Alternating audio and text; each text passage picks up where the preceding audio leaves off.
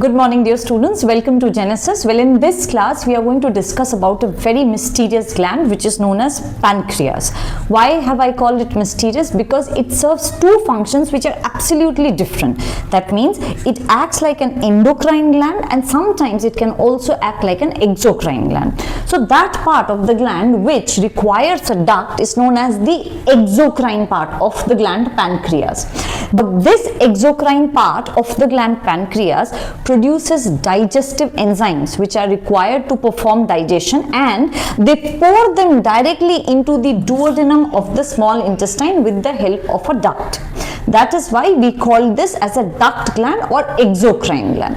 But the same gland also has endocrine activities where it does not require any duct. It can directly pour its content into the blood. So that part of this gland which acts like an endocrine gland is known as the islet of Langerhans. This is that part of the gland which type of cells. There are three types of cells.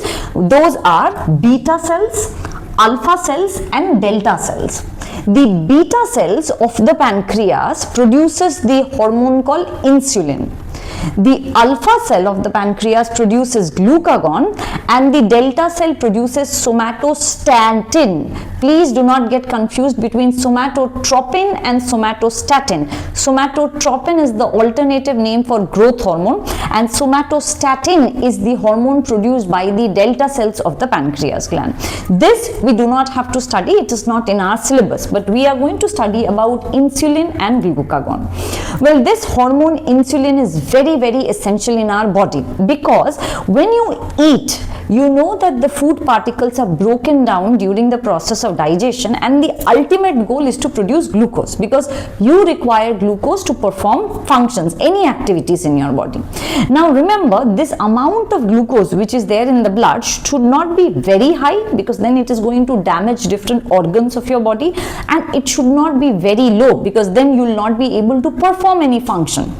So to maintain a balance, these two hormones are produced and they are antagonistic to each other. That means they work opposite. So insulin always has a tendency to reduce the blood glucose level.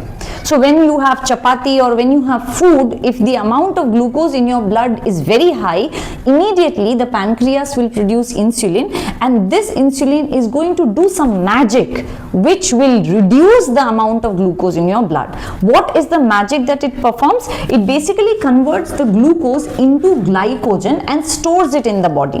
Where does this happen? You already know this happens in the liver and it also happens in the muscle cells. So here the excess of glucose gets converted into glycogen. Remember, excess of glucose. So insulin basically will do what? It is going to always have a tendency to reduce the blood sugar level. On the other hand, glucagon will perform a function which is antagonistic to what insulin has performed. It will always have a tendency to increase the blood sugar level. So how will it increase the blood sugar level? By converting glycogen again back into glucose. So that stored form of glycogen which is there in the liver will get converted into glucose in presence of the hormone called glucagon. Remember one thing, these two hormones, if they do not work together, it will be very difficult to maintain a balance of glucose in the blood, which is essential for our life. So insulin and glucagon, they work opposite so that they can maintain the level of the glucose in the blood. What is the function of the somatostatin? Though it's not in the syllabus, but remember it will always try to reduce the amount of glucagon and insulin in the blood. It will never allow the gland pancreas to overproduce insulin or overproduce glucagon. Now since we already know the function of the insulin, let us understand इसके hypo या hyper secretion से what kind of problems are we going to face. See, if there is decreased secretion of this hormone in the body, we call this condition as hypo secretion of insulin, obviously glucose का level बढ़ जाएगा blood में. So there will be hyperglycemia.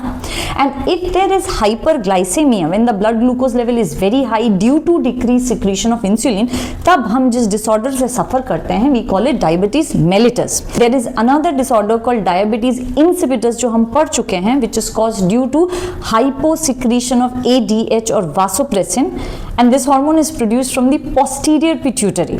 तो हमने दोनों के लिए diabetes क्यों यूज किया है? Because in both the conditions there will be a tendency of producing excess urine by the patient.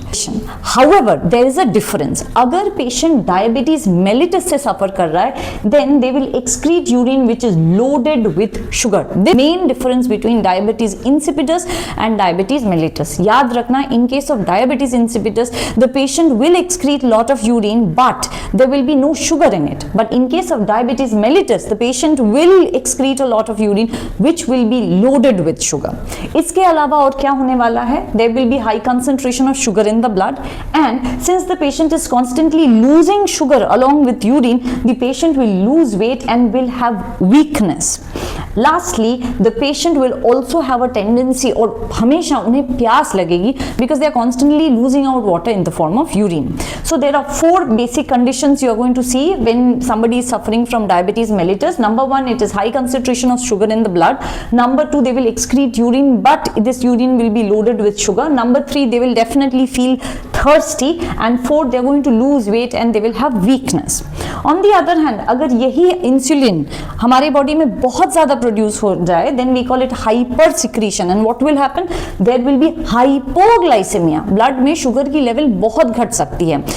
And if a condition comes where the blood sugar level is way below the normal level, then ऐसे condition में patient coma में भी जा सकता है. The brain stops working because the brain cells require glucose to perform. So if there is not enough glucose in the blood, the brain cells can also stop working. ऐसा कब हो सकता है किसी के साथ?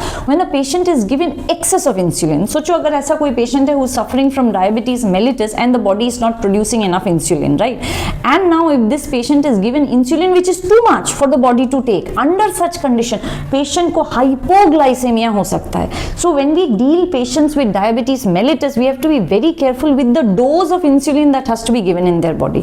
So this is all about the hypo and hyper secretion of insulin. Now you can see there is another flow chart here. I've drawn this flow chart to explain you how pancreas produces two different types of hormones and how differently they go and influence the organ liver. So जब blood में when there is already excess of blood sugar, then in that case the beta cells of the pancreas will produce insulin, and what will the insulin go and do? It will command the glucose to get converted into glycogen in the liver. So जो भी excess glucose है will be converted into glycogen and will be stored in the liver. इसका result क्या होगा? The result will be reduced blood glucose level. Whereas अगर ऐसा कभी condition हुआ जहां ब्लड में ग्लूकोज की मात्रा को बढ़ाने की जरूरत है, probably there has been intensive workout या कुछ भी एक्सरसाइज हुआ है and the body requires more glucose, under such conditions the pancreas will command the alpha cells to produce glucagon and the glucagon will command the liver to convert the stored glycogen into glucose. और इसके करने से क्या होगा? There will be increase in the glucose level. That we already know about the important glands like the pituitary gland, the thyroid gland, adrenal gland and pancreas. Let us understand a very important phenomena related to hormones which is called feedback mechanism. Remember one thing, these hormones they can cause massive changes in your body even if they are produced in very minute amount. So अगर इनके amount को regulate ना किया जाए properly, then they can cause havoc to the body. तो ये regulate होगा कैसे? How can we understand that what is that optimal level of the hormone that must be produced in the body, and इस optimal level को maintain किया कैसे जाता है? So for that we have a mechanism which is called the feedback mechanism which regulates this optimal level of hormone in the body. To explain this, I'll take an example. एक बच्चे की example लेते हैं कि एक बच्चा बहुत ज़्यादा बदमाशी करता है, बहुत ज़्यादा बदमाशी करता है. So जब PTM होता है तो टीचर्स की तरफ से एक नेगेटिव फीडबैक दिया जाता है उस बच्चे के लिए कि you know he is not being very attentive, या वो बहुत बुली करता है या बातें करता है, whatever. Why are we doing this? We are doing this because ये बच्चा ऑलरेडी बहुत बदमाशी करता है and we are giving a negative feedback to bring him to an optimal level, a normal level. Whereas on the other hand हम और एक बच्चे की बात करते हैं who is very good, well behaved, obedient बच्चा है. तो जब ये PTM में इसके फीडबैक दिए जाते हैं तो हम पॉजिटिव फीडबैक देते हैं. Why? Because we believe that the features or the characteristics जो इस बच्चे के पास है they are already good and we just want this child to become excellent. So what you are doing is you are giving a positive feedback. But हमारे body में when it comes to hormones we do not have much examples of positive feedback, because ये अगर positive feedback body देगा किसी hormone के production के प्रति, से for example production of the hormone thyroxine, so the body is already producing thyroxine, और अगर हम इसे और पॉजिटिव फीडबैक देते हैं तो थायरॉक्सिन और ज्यादा प्रोड्यूस होगा and this will keep on increasing. So अगर इतना बढ़ता जाए थायरॉक्सिन का amount, then it will go way above the normal level, which is not correct, which is not what we want. So in case of hormones the concept of negative feedback works. मतलब यहाँ अगर एक hormone एक optimal level में produce हो गया है and उससे ज्यादा प्रोड्यूस होने की कोशिश कर रहा है, then there is a negative feedback which is given to bring the level down. Positive feedback का एक एग्जाम्पल हमारे बॉडी में है the contraction of the uterus during childbirth. वो एक ऐसा एग्जाम्पल है where there is positive feedback given by the body to cause more and more contraction of the uterus so that बच्चे को push out किया जाए. लेकिन in case of hormones, the examples that we have studied, only negative feedback work because हम इस level को optimal level से ज्यादा ऊपर जाने ही नहीं देना चाहते हैं. So to understand this, there is one example which is given in your syllabus. It is to do with the hormone thyroxine. We already know this hormone is produced by the gland, thyroid gland. So thyroid gland से thyroxine के production को stimulate कौन करता है? Obviously the master gland. Which is that master gland? Which is the anterior pituitary. And the hormone produced by the anterior pituitary is called thyroid stimulating hormone. So what is the function of TSH? It will go stimulate the thyroid gland to release thyroxine. लेकिन this anterior pituitary is also stimulated by somebody else. Though हम इसे master gland कहते हैं, but we know that since pituitary is anatomically connected with hypothalamus, so hypothalamus का एक influence हमेशा pituitary gland पे रहता है. So the hypothalamus also produces certain hormones which are called releasing hormones. So the hypothalamus produces TRH which is thyroid releasing hormone, and इसका function क्या है? It will stimulate the anterior pituitary to release TSH. So you can see this is kind of a flow chart.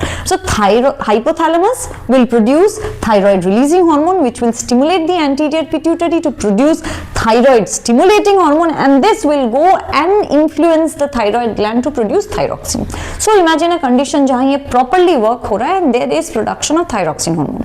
लेकिन अगर ये continuous चलता ही रहा, then the amount of thyroxine will keep on piling up. वो हम नहीं चाहते हैं. So when there is already enough thyroxine produced and present in the blood, there has to be a negative feedback mechanism. So ये जो negative feedback mechanism है, ये दो level पे होगा. When the amount of thyroxine hormone is enough in the blood, then there are two negative feedbacks that are going to work. One will go and work on the anterior pituitary, और वहाँ anterior pituitary को जाके बोला जाएगा now please do not produce any more thyroid stimulating hormone.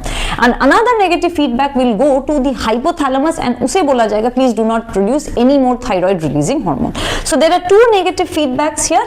Why and when will this be produced? This will be produced when the amount of thyroxine is enough. And why is this produced? To bring the level of thyroxine back to normal. So with this we have finished this chapter. I hope I could explain this to you. If you have doubts, post it in the comment box, and do not forget to share and subscribe my channel. Thank you.